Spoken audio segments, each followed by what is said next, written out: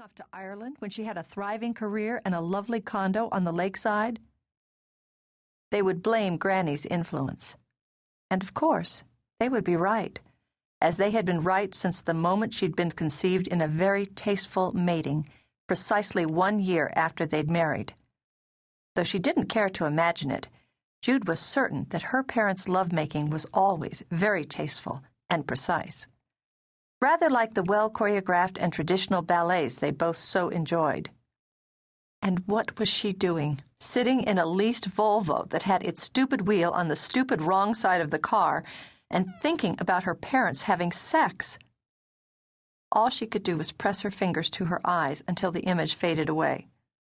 This, she told herself, was just the sort of thing that happened when you went crazy. She took a deep breath, then another. Oxygen to clear and calm the brain. As she saw it, she now had 2 choices. She could drag her suitcases out of the car, go inside the Dublin airport, and turn the keys back into the leasing agent with the carrot-red hair and the mile-wide smile, and book a flight home.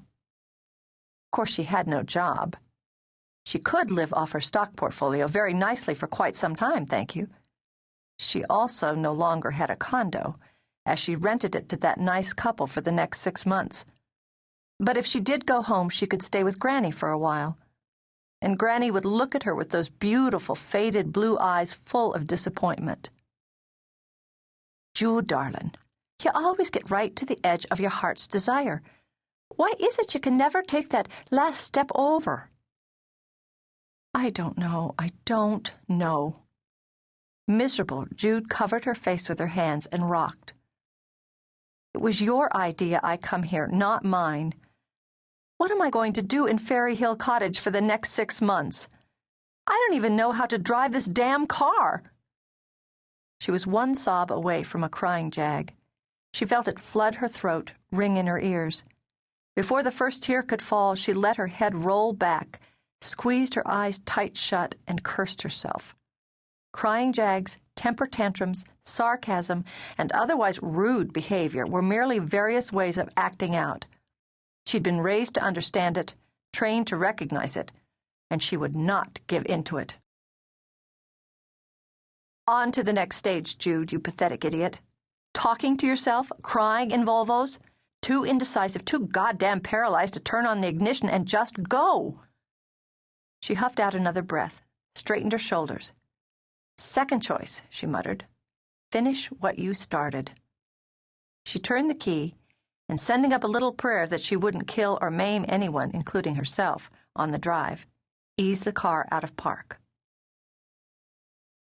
She sang, mostly to keep herself from screaming every time she came to one of the circles on the highway that the Irish cheerfully called roundabouts. Her brain would fizzle.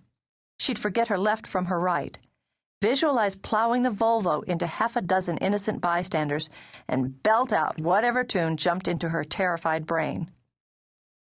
On the route south from Dublin to Waterford County, she shouted show tunes, roared out Irish pub songs, and at a narrow escape outside the town of Carlow, screeched out the chorus of Brown Sugar, loud enough to make Mick Jagger wince.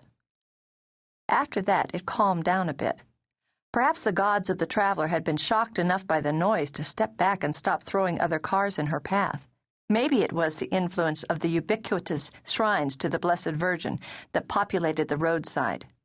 In either case, the driving smoothed out, and Jude began, almost, to enjoy herself. Roll after roll of green hills shimmered under sunlight that glowed like the inside of seashells, and spread back and back into the shadows of dark mountains. The hulk of them rambled against a sky layered with smoky clouds and pearly light that belonged in paintings rather than in reality. Paintings, she thought, as her mind wandered, so beautifully rendered that when you looked at them long enough, you felt yourself slipping right into them, melting into the colors and shapes and the scene that some master had created out of his own brilliance. That was what she saw when she dared take her eyes off the road. Brilliance. And a terrible, stunning beauty that ripped the heart even as it soothed it again. Green, impossibly green. The fields were broken by rambling walls of rough hedges or lines of stunted trees.